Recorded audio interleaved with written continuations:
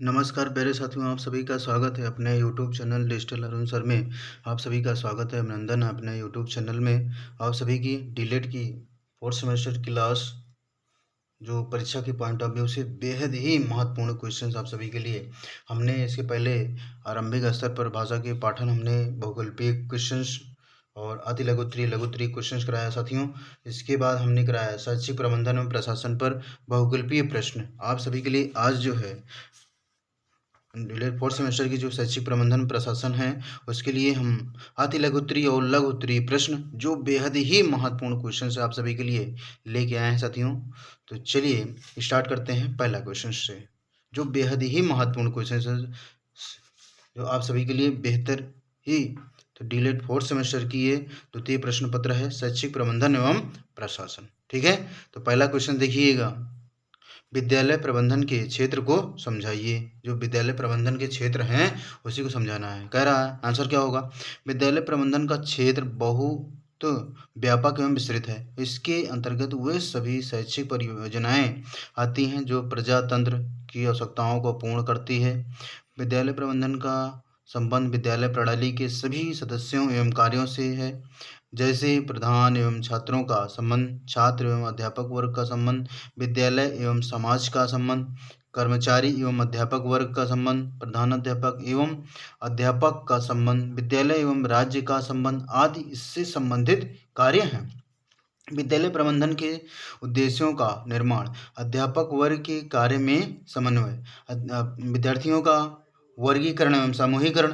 अगला नंबर दिया गया इसी में, पाठ्यक्रम समगामी कार्यक्रमों का क्रमिक संगठन, पाठ्यक्रम नियोजन एवं कार्य विभाजन। ये संबंधित इसके कार्य हैं कि विद्यालय में कौन कौन से प्रबंधन के कार्य होते हैं संबंधित। कह रहा विभिन्न सेवाएं जैसे भवन निर्माण, उपकरण, प्रयोगशाला, पुस्तकालय, स्वच्छता आदि का प्रबंधन, विद्यालय में अनुशासन बनाए रखना, स्वच्छता एवं स्वास्थ्य शिक्षा के लिए कार्यक्रमों का गठन करना, विद्यालय के कार्यालय की देखभाल, विद्यालय का बजट बनाना, गृह विद्यालय एवं समाज के कार्यों का समन्वय। तो इतने सारे आपके बेहद ही महत्वपूर्ण जो पॉइंट हैं, छात्रों की उपलब्धि का मूल्यांकन करना, अध्यापक की योग्यता के अनुसार कार्य विभाजन करना। कह रहा है विद्यालय नीतियों और अध्यापकों के कर्तव्य पालन में सामंजस्य करना। जो बेहद ही महत्वपूर्ण क्वेश्चन है आप सभी के लिए परीक्षा के पॉइंट ऑफ व्यू से साथियों, जो बेहद ही महत्वपूर्ण पॉइंट है। चलिए नेक्स्ट क्वेश्चन करते हैं, जो बेहद ही महत्वपूर्ण क्वेश्चन है आप सभी के लिए साथियों। चलिए अगला क्वेश्चन करते हैं, जो बेहद ही महत्वपूर्ण क्वेश्चन है आप सभी के लिए साथियों। कह रहा है प्रशासन प्रबंधन एवं संगठन में अंतर तालिका बनाकर बताइए। कह रहा है प्रशासन प्रबंधन संगठन अलग अलग पॉइंट है। तो प्रशासन के अंतर्गत पहला पॉइंट है, प्रशासन का कार्य प्रमुख रूप से पूर्व नियोजित होता है। अगला प्रबंधन का कार्य स्टाफ के निर्देशन, समन्वय एवं अभिप्रेरणा से संबंधित होता है। अगला संगठन संस्था के समस्त स्टाफ के मध्य संबंधों को अभिव्यक्त करता है। ठीक है, प्रशासन बाहरी घटकों से प्रभावित होता है। प्रबंधन कह रहा है प्रबंधन कर्मचारियों से संबंधित एवं प्रभावित होता है। संगठन कर्मचारियों, विभागों के कार्यों, परस्पर संबंधों एवं संयोजन से प्रभावित होता है। अगला प्रशासन संबंध को निर्देशित एवं संगठन के आकार को निर्धारित करता है। प्रबंधन संगठन को दृढ़, सजीव एवं गतिशील बनाता है। संगठन एक निर्जीव ढांचा है। प्रशासन संस्था का मस्तिष्क होता है। प्रबंधन संस्था का हृदय है। संगठन संस्था का शरीर होता है। अगला पॉइंट क्या है, प्रशासन निर्धारणात्मक भूमिका का निर्वहन करता है या क्रियात्मक भूमिका निर्वाह करता है। यह प्रशासन एवं प्रबंधन में समन्वय स्थापित करता है। प्रशासन से संबंधित समस्त कार्य उच्च स्तरीय प्रबंधक करते हैं। प्रबंधन का कार्य जो है मध्य एवं निम्न स्तरीय प्रबंधकों द्वारा किया जाता है। संगठन का कार्य प्रशासन एवं प्रबंधन के परस्पर सहयोग एवं समन्वय द्वारा निर्भर करता है। ठीक है, अगला प्रशासन संस्था की समस्त नीतियों एवं उद्देश्यों का निर्धारण करता है। प्रबंधन क्या है, उद्देश्यों की प्राप्ति हेतु नीतियों के क्रियान्वयन का कार्य करता है। संगठन प्रबंधन का एक ऐसा उपकरण है जो एक आधार का निर्माण करता है। तो आपका जो प्रशासन प्रबंधन एवं तालिका, ये आपका अंतर था, जो बेहद ही महत्वपूर्ण क्वेश्चन है परीक्षा की पॉइंट ऑफ व्यू से, जो बेहद ही महत्वपूर्ण है साथियों। तो उस सभी के लिए बेहद ही महत्वपूर्ण है आप सभी के लिए साथियों, एग्जाम के पॉइंट ऑफ व्यू से। चलिए नेक्स्ट क्वेश्चन करते हैं, जो बेहद ही महत्वपूर्ण क्वेश्चन आप सभी के लिए साथियों। कह रहा है विद्यालय भवन को आकर्षक बनाने में समुदाय की भूमिका स्पष्ट कीजिए। अथवा कह रहा है विद्यालय भवन का निर्माण करते समय क्या क्या सावधानियां बरतनी चाहिए। तो उत्तर दिया गया है स्कूल का निर्माण करते समय रखी जाने वाली सावधानियां तथा समुदाय की भूमिका। स्कूल का जो निर्माण है उसमें सावधानी जो बरती जाएगी उसका निर्माण कर। तो पहला पॉइंट दिया गया है WM राय बर्न के कथनानुसार स्कूल का स्थल सड़क के पास होना चाहिए, किंतु यथासंभव सड़क से हटकर भी होना चाहिए। विद्यालय ऐसे स्थान पर स्थित हो जहां पर आवागमन की सुविधाएं हों। विद्यालय प्राकृतिक वातावरण में स्थापित किए जाएं, परंतु उसके समीप नदी तालाब नहीं होने चाहिए। वातावरण का तात्पर्य है कि विद्यालय ऐसे स्थान पर बनाए जाएं जहां छात्रों को शुद्ध हवा व प्रकाश आसानी से उपलब्ध हो सके। अगला पॉइंट, विद्यालय किसी कारखाने, मंडी, बस स्टैंड, रेलवे स्टेशन आदि के बहुत समीप स्थापित नहीं किए जाने चाहिए। विद्यालय बहुत ढलान पर स्थापित नहीं किए जाने चाहिए, नहीं तो बरसात के दिनों में वहां पानी भरने की समस्या उत्पन्न होगी। विद्यालय भवन का निर्माण करते समय उसके भविष्य को ध्यान में रखना चाहिए, अर्थात इस ओर ध्यान अवश्य ही देना चाहिए। जो विद्यालय का जो निर्माण करते समय भविष्य को ध्यान में रखना चाहिए, अर्थात ध्यान अवश्य ही देना चाहिए। तो विद्यालय के जो निर्माण करने में सावधानियां हैं, जो बेहद ही महत्वपूर्ण क्वेश्चन है आप सभी के लिए साथियों, परीक्षा के पॉइंट ऑफ व्यू से बेहद ही महत्वपूर्ण क्वेश्चन है साथियों। तो जितने भी परीक्षा के पॉइंट ऑफ व्यू से बेहद ही महत्वपूर्ण क्वेश्चन हैं आप सभी के लिए हम लेके आए हैं साथियों। आप सभी का परीक्षा के पॉइंट ऑफ व्यू से बेहद ही महत्वपूर्ण क्वेश्चन है। चलिए अगला क्वेश्चन है साथियों, कह रहा प्रयोगशाला के महत्व पर संक्षिप्त टिप्पणी लिखिए। कह रहा विज्ञान प्रशिक्षण में प्रयोगशाला का महत्व बताइए। इसी में क्वेश्चन और है, माध्यमिक विद्यालय में प्रयोगशाला की आवश्यकता बताइए। तो आप देखिए प्रयोगशाला के संबंध में, प्रयोगशाला वह स्थान है जहाँ पर सैद्धांतिक ज्ञान की प्रामाणिकता को प्रयोग की कसौटी पर रखते हैं। अब इसे व्यापक रूप में लेते हैं और सभी विषयों में प्रयोगशालाएं स्थापित हो रही हैं, किंतु माध्यमिक स्तर तक प्रयोगशाला से संबंध वैज्ञानिक प्रयोगशालाओं से ही है।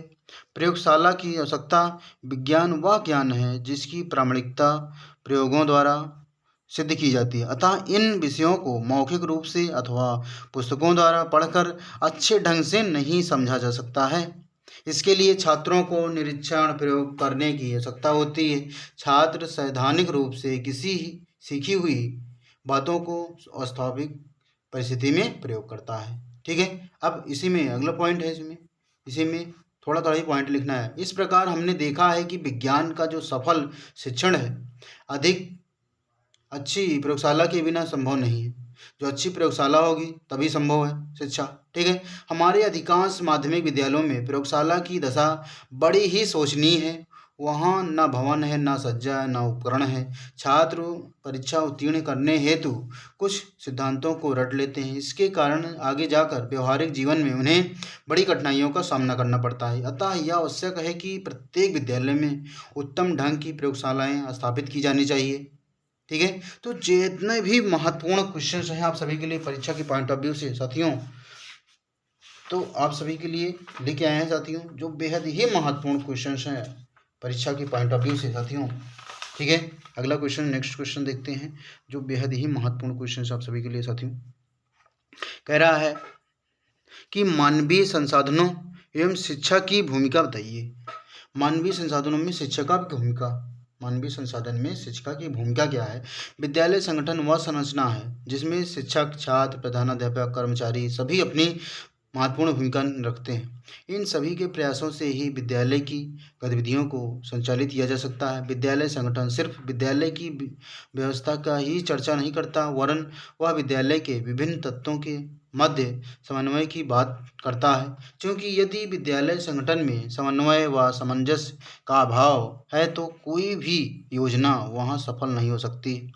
हम इस बात से भी इनकार नहीं कर सकते कि विद्यालय की सभी योजना में वहाँ के अध्यापकों व प्रधानाचार्य का महत्वपूर्ण स्थान होता है। यह योजना बनाने में जितना ध्यान देंगे उतनी ही योजना सफल होगी।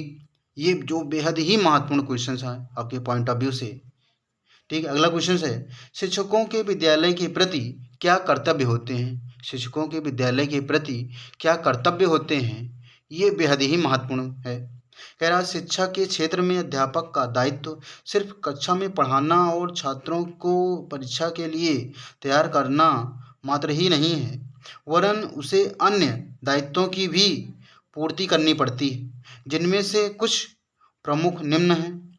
छात्रों का ज्ञानार्जन करना, छात्रों के चरित्र का विकास करना, कक्षा की सुचारू रूप से व्यवस्था करना। कक्षा की जो सुचारू रूप से व्यवस्था है वो भी क्या करना, व्यवस्थित करना। ठीक है, अगला इसी में जो है पॉइंट है, 3 पॉइंट हो गया। चौथा पॉइंट देखिएगा साथियों, जो बेहद ही महत्वपूर्ण पॉइंट है इससे लिख लिए। कह रहा छात्रों के कार्यों का मूल्यांकन करना, विद्यार्थियों के अंदर उचित मूल्यों का विकास करना, पाठ्यक्रम सहगामी क्रियाओं का संचालन करना, छात्रों की समस्याओं का समाधान करना, छात्रों को आवश्यकतानुसार निर्देशन व परामर्श देना, छात्रों को कुशल नागरिक बनाना। छात्रों को क्या करना है, कुशल नागरिक बनाना है, एक अच्छा जीवन व्यतीत करने का कुशल मार्गदर्शन देना है साथियों को, जितने भी छात्र हैं। छात्रों में सामाजिक कुशलता उत्पन्न करना। ठीक है, छात्रों को नेतृत्व का प्रशिक्षण देना, ने जो नेतृत्व है आपका प्रशिक्षण देना छात्रों को। छात्रों में व्यवसायिक रुचि उत्पन्न करना। अध्यापक के उपयुक्त उत्तरदायित्वों को देखते हुए कहा जा सकता है कि मानवीय संसाधनों में शिक्षक का स्थान क्या है, सर्वोपरि है। सबसे स्थान ऊपर है, शिक्षा का जो स्थान है शिक्षक का सर्वोपरि है। ठीक है साथियों, जो बेहद ही महत्वपूर्ण क्वेश्चन है परीक्षा के पॉइंट ऑफ व्यू से। चलिए नेक्स्ट क्वेश्चन करते हैं साथियों। कह रहा है विद्यालय प्रबंधन समिति के अधिकार एवं कर्तव्य लिखिए। ठीक है, विद्यालय प्रबंधन समिति की संरचना को स्पष्ट करते हुए इसके कार्यों को उल्लेख करिए। अगर समिति के संरचना अधिकार पूछ रहा है, कर्तव्य संरचना पूरा है, तो सेम वही क्वेश्चन होगा। चलिए देखिए, निःशुल्क और अनिवार्य बाल शिक्षा का अधिकार अधिनियम 2009 की धारा 21 के अंतर्गत विद्यालय प्रबंधन समिति का गठन किया गया है। विद्यालय प्रबंध समिति में 15 सदस्य होंगे, जिनमें से 11 सदस्य बालकों के माता पिता एवं संरक्षक होंगे, परंतु समिति के 50% सदस्य महिलाएं होंगी। विद्यालय प्रबंधन समिति के अवशेष 4 सदस्यों में निम्न व्यक्तिगत होंगे। कह रहा पहला कहा है, स्थानीय प्राधिकारी के निर्वाचित सदस्यों में से एक सदस्य जिसका निश्चय स्थानीय प्राधिकारी द्वारा किया जाएगा। ठीक है, अगला पॉइंट है इसी में। कह रहा है कि एक सदस्य सहायक नर्स एवं मिड वाइफ में से लिया जाएगा, जो विद्यालय में के अध्यापकों द्वारा किया जाएगा। जिला मजिस्ट्रेट द्वारा नाम निर्दिष्ट एक लेख। एक सदस्य विद्यालय का प्रधान अध्यापक। विद्यालय प्रबंधन की समिति के कार्य जो इम्पोर्टेंट है कार्य वही लिखिएगा। विद्यालय की कार्यप्रणाली का अनुसरण, विद्यालय विकास योजना का निर्माण एवं उसकी संस्तुति। क्या कह रहा है इसमें, राज्य सरकार अथवा स्थानीय प्राधिकारी अथवा अन्य स्रोतों से प्राप्त अनुदान के सदस्यों का अनुश्रवण। ठीक है, इसमें निःशक्तता ग्रस्त बालकों का चिन्हांकन करना एवं नामांकन सुनिश्चित करना। विद्यालय में मध्याह्न भोजन कार्यक्रम के कार्यान्वयन का अनुश्रवण करना एवं उसकी समृद्धि सुनिश्चित करना। कह रहा यह सुनिश्चित करना कि विद्यालय के अध्यापकगण विद्यालय में उपस्थित होने में नियमितता समय निष्ठा बनाए रखें। ठीक है, जो बेहद ही महत्वपूर्ण क्वेश्चन है परीक्षा के पॉइंट ऑफ व्यू से साथियों। ठीक है, तो जो भी इम्पोर्टेंट है आप सभी के लिए परीक्षा के पॉइंट ऑफ व्यू से, ठीक है साथियों, चलिए नेक्स्ट क्वेश्चन करते हैं जो बेहद ही महत्वपूर्ण क्वेश्चन है परीक्षा की पॉइंट ऑफ व्यू से साथियों। चलिए अगला क्वेश्चन दिया गया है, कह रहा है कि निरीक्षण और पर्यवेक्षण में क्या अंतर है। निरीक्षण का अर्थ है परीक्षा लेना और परीक्षा का तात्पर्य सफलतापूर्वक एवं आलोचनात्मक दृष्टि से जांच करना। शब्दार्थिक अर्थ के अनुसार निरीक्षण का अर्थ है किसी व्यक्ति की जांच करना। जो आपका ये निरीक्षण है, कह रहा है किसी निरीक्षण का किसी व्यक्ति की जांच करना। पर्यवेक्षण क्या है? पर्यवेक्षण का अर्थ है उच्च दृष्टि से जो विद्यालय विकास को गति प्रदान कर सके। पर्यवेक्षक का काम स्कूलों का मार्गदर्शन करना और समस्याओं का समाधान करना है। जिनके पर्यवेक्षक की जिम्मेदारी उन पर है। ठीक है, विद्यालय पर्यवेक्षण के उद्देश्य बताइए। कह रहा है उद्देश्य क्या है? आवश्यक प्रक्रिया है जो विद्यालय में संचालित होने पर नियंत्रण रखने हेतु निम्नलिखित उद्देश्य हैं इसके। पहला उद्देश्य है शिक्षकों, छात्रों, कर्मचारियों की समस्याओं से परिचित होना व उनका समाधान करना। दूसरा है बृहद समाज की विद्यालय से क्या अपेक्षाएं हैं, इसका ज्ञान अध्यापक को कराते हुए उन्हें उनके अनुरूप कार्य करने हेतु प्रेरित करना। विद्यालय के प्रशासनिक ढांचे में उत्पन्न हेतु दोषों को उन्मूलन करना। शिक्षकों की विशेष योग्यताओं के विकास हेतु उन्हें प्रोत्साहित करना व इसके विकास के उन्हें अवसर प्रदान करना। विद्यालय में कार्यरत सभी सहकर्मियों के मध्य मधुर संबंध स्थापित करना। छात्रों के विकास पर विशेष रूप से ध्यान देना। कह रहा अगला पॉइंट है इसमें, विद्यालय में उपलब्ध संसाधनों का शिक्षण को प्रभावशाली बनाने में प्रयोग लेना, जो बेहद ही महत्वपूर्ण है आप सभी के लिए परीक्षा के पॉइंट ऑफ व्यू से साथियों। चलिए नेक्स्ट जो बेहद ही महत्वपूर्ण है साथियों परीक्षा के पॉइंट ऑफ व्यू से,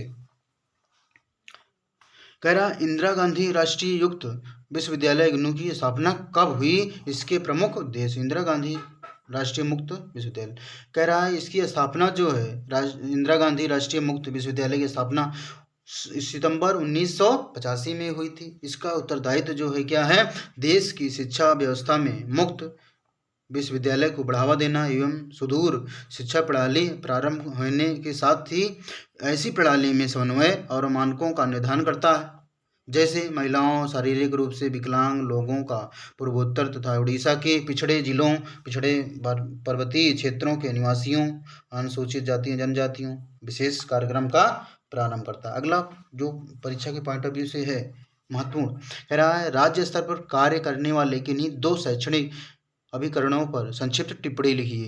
कह रहा अभी ये राज्य शैक्षिक जो अनुसाधन है, प्रशिक्षण है, उत्तरदायित्व सी बहुत सी जिम्मेदारियां होती हैं इसमें। इनमें से प्रमुख है योजना बनाना, प्रायोजित करना, मॉनिटरिंग करना, समस्त स्तर के शिक्षकों, अनुदेशकों तथा शिक्षा से संबंधित अन्य कर्मचारियों के सेवाकालीन शिक्षा की आवश्यकताओं, परिवर्तित राष्ट्रीय लक्ष्य स्कूल पाठ्यक्रमों में संशोधन करना, शिक्षक अध्ययन प्रणाली में अतिरिक्त निवेश करना। ठीक है, जो शिक्षकों की अपर्याप्त पृष्ठभूमि जैसे आपके अन्य कार्यों का